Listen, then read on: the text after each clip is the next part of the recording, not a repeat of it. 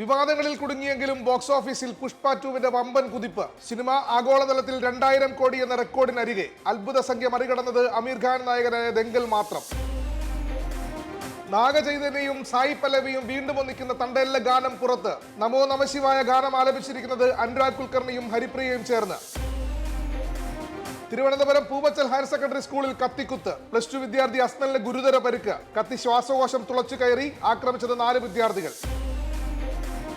നടു റോഡിലൂടെ കാറിൽ യുവാക്കളുടെ അതിരുവിട്ട അഭ്യാസ പ്രകടനം. അകമ്പടിയായി സ്ക്വിഡ് ഗെയിംസിലെ പാട്ടും. ഡൽഹി രജിസ്ട്രേഷൻ കാറിൽ നോയിഡയിൽ കറങ്ങിയവർക്ക് 33,000 രൂപ പിഴയിട്ട് പോലീസ്.